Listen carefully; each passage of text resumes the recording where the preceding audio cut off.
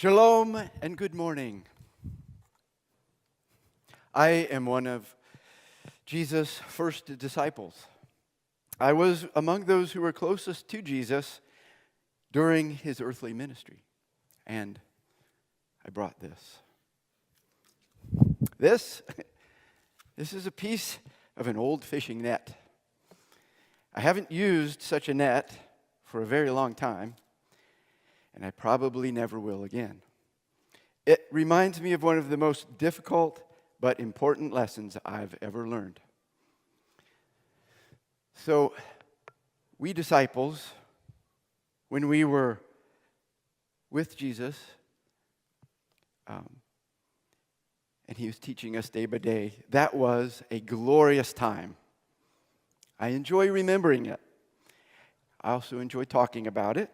However, believe it or not, that time was not as glorious as this time. Today, we have in Jesus Christ a Messiah from God who is risen and who is victorious over death and who freely gives his Holy Spirit to guide and help any who will trust him. And we have a glorious gospel.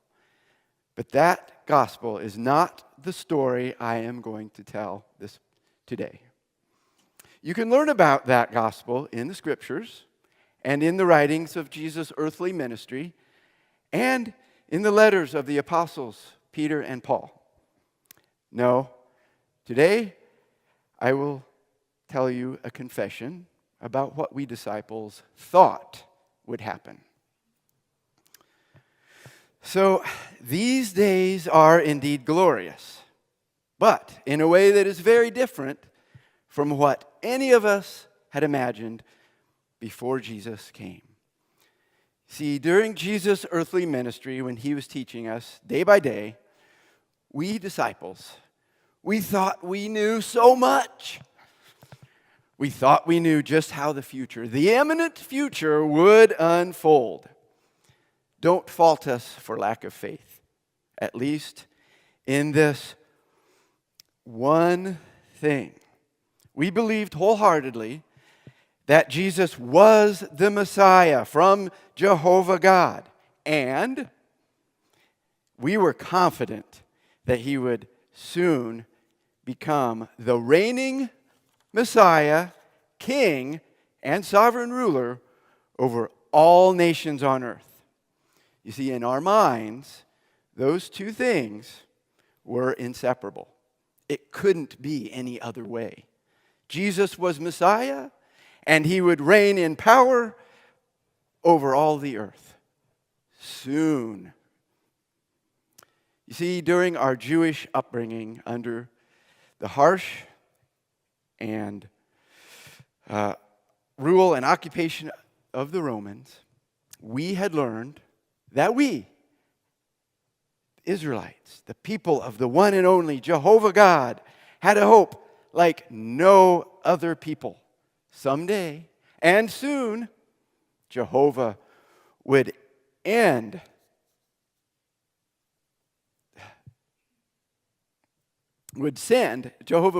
his Messiah to save us, his people. Save us from our bondage and usher in his messianic kingdom. Our scriptures told us about it.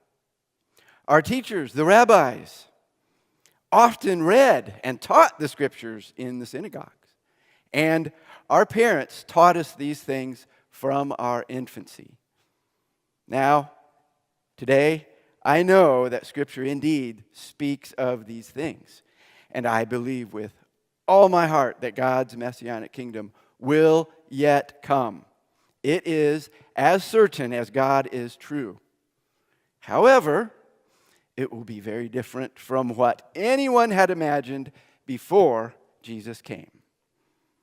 But come he did, and with him came our expectations, and he told us over and over that he would be rejected by our religious rulers. He even told us that he would suffer at the hands of the Romans. He also even told us that he was going away, but he would return again, and we would see him again, and that he would be glorified soon. Yes, Jesus even told us that he would be killed and that after 3 days he would rise. But somehow we didn't quite understand the way we were perhaps supposed to understand. After all, our beliefs were learned over a lifetime, and a lifetime of learning a certain way is not easily overcome. And about him being killed, well, he was always speaking figuratively and in parables. Surely he didn't mean a literal physical death, not for the Messiah of God. Perhaps he meant a kind of self-denial that he often spoke of as death to self. Of course, when he said he would rise, that surely meant he would rise to power. Besides, what is 3 days of suffering when we have a millennium, maybe forever, an eternity, of reigning with our Messiah to look forward to? Also, we disciples who had been closest to Jesus witnessed his miraculous abilities and power, which were absolutely of God. We had seen him command the forces of nature in ways I would hardly have believed had I not witnessed it. His healing of those who were ill, diseased, or possessed was nearly a daily occurrence. He even did that on Sabbath days, something that caused him no end of trouble with our religious rulers. On one occasion, he healed a man's son who was 15 miles away. He even raised several people from death, one of whom was raised 4 days after dying and being buried. So we disciples were also with Jesus whenever he was confronted by the Pharisees or our teachers of the law. And even though we knew he was Messiah, even we were amazed how he always knew just what to say to confound them when they tried to trap him. Everything we witnessed of Jesus confirmed our conviction that he was Messiah, who was to rise to power soon. So, when that awful night came, when a huge armed crowd came to take Jesus by force, we weren't alarmed at first. As a matter of fact, Simon Peter was so bold, he drew his own dagger and struck the nearest person. But Jesus rebuked Peter, and he allowed that evil mob to take him and arrest him and take him away. We who were there, we responded by fleeing in panic and hiding. We were in an awful state then. Some of the more daring among us even went to where they took Jesus to see what he would do.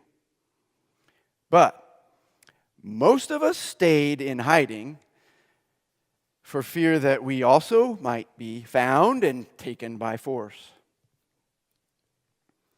Then, when the reports came that Jesus had been condemned to die by crucifixion, we were filled with anxiety and grief. We couldn't understand why, when he was being questioned by the Sanhedrin, why didn't Jesus make a reply to the outright lies that were said about him? Why didn't he say something to confound them the way he always had before? The only thing he did say was that, yes, he is the Son of God.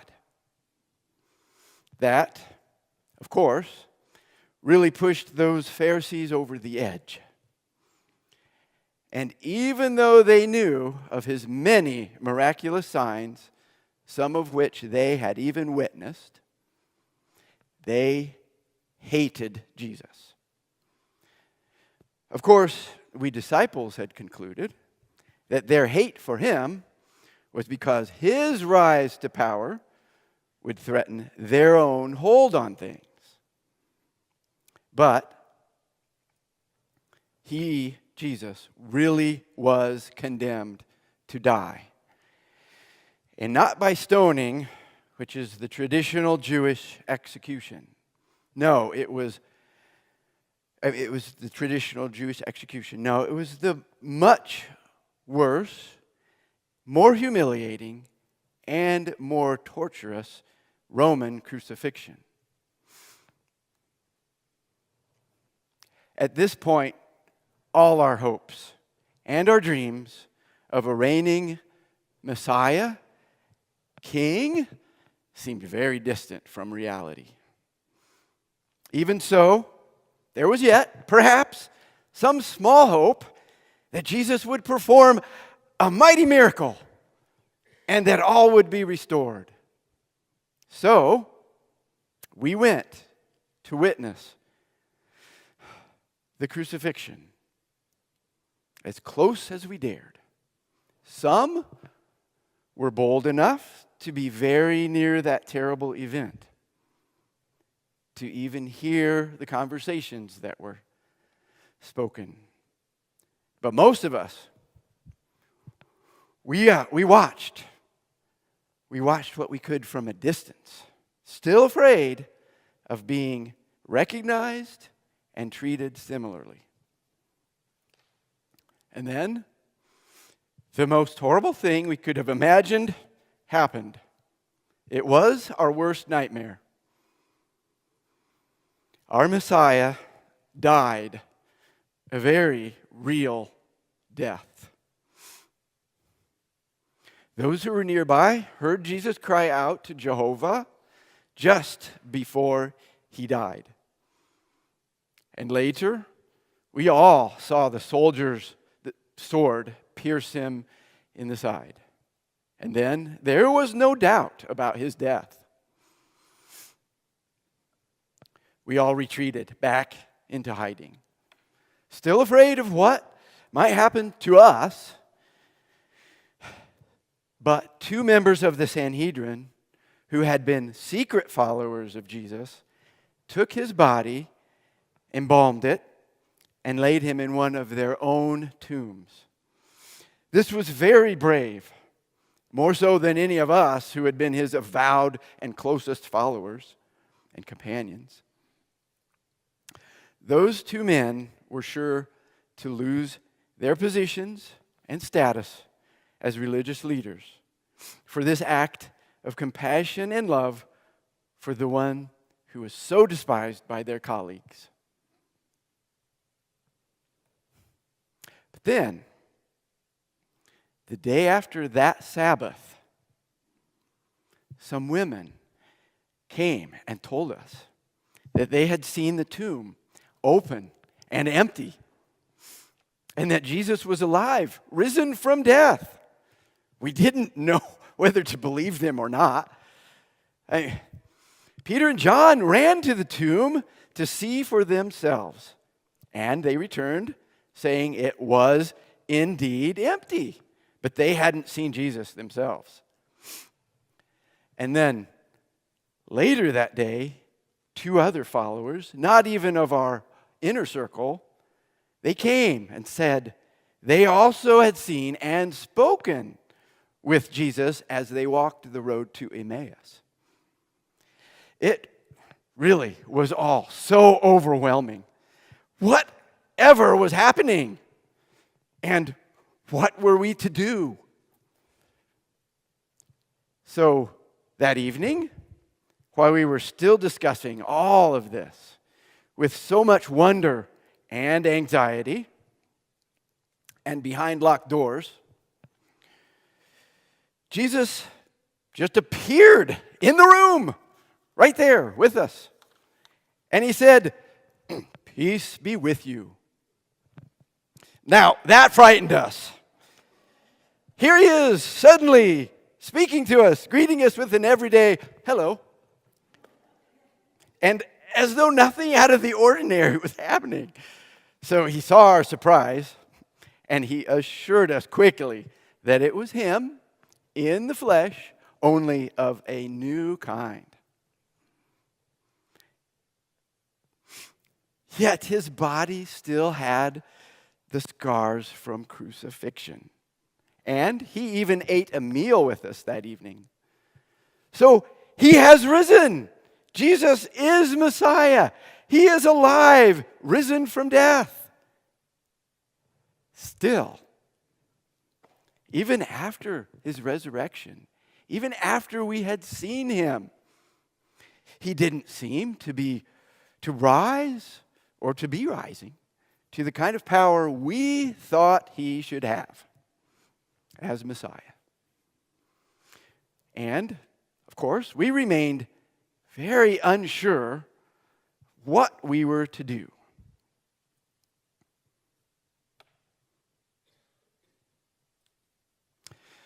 And then, several days later, Peter announced that he was going fishing.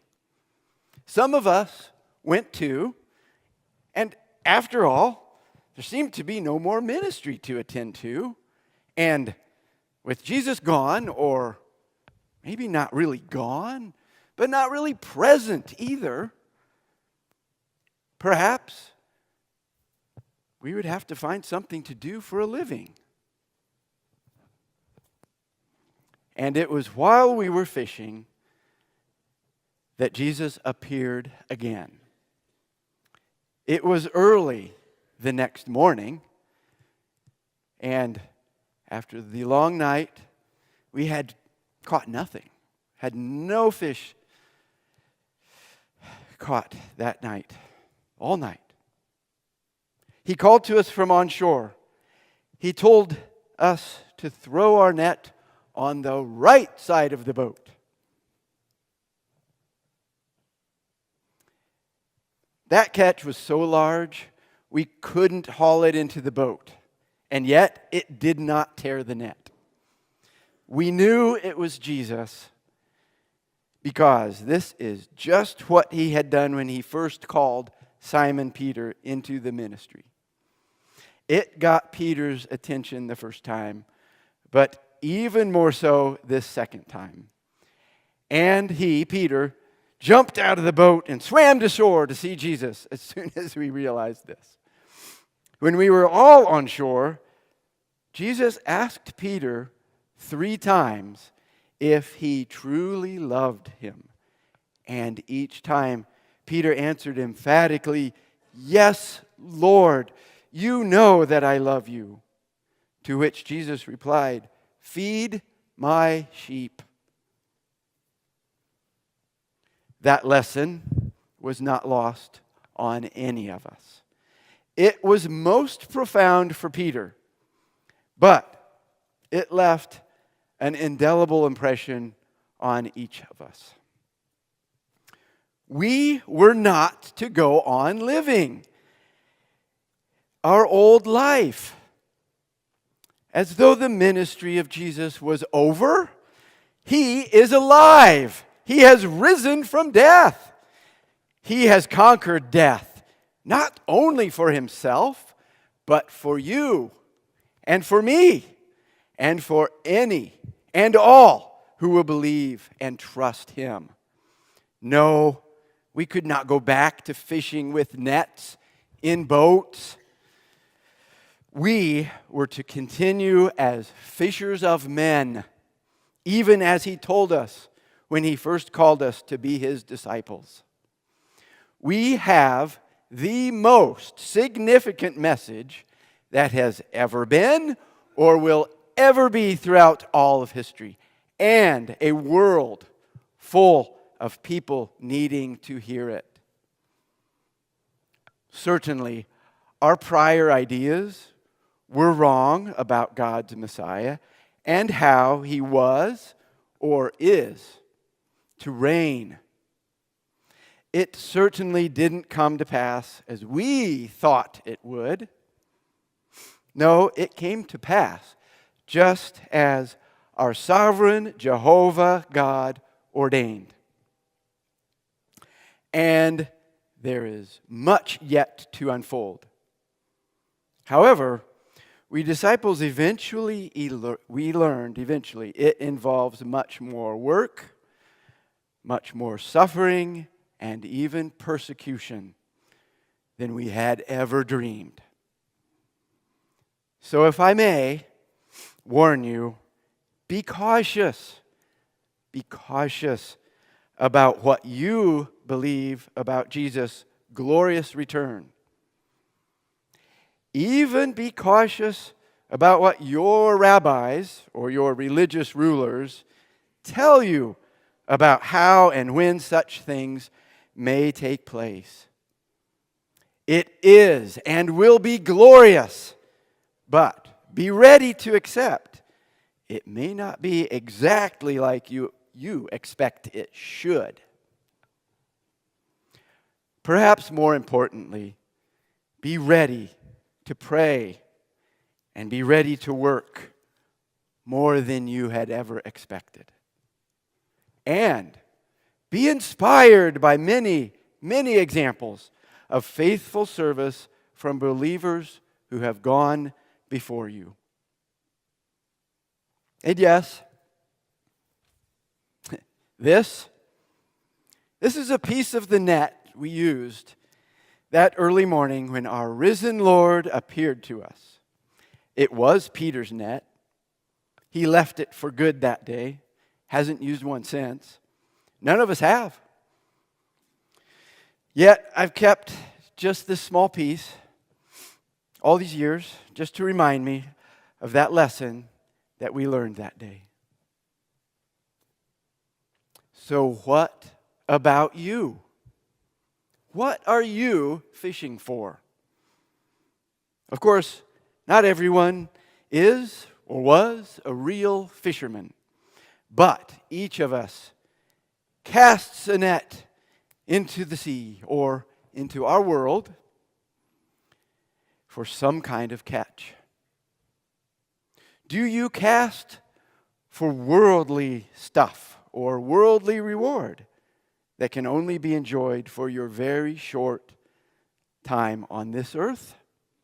Or do you cast for a heavenly treasure of the hearts and souls of people to trust in our Messiah, which will endure for all eternity?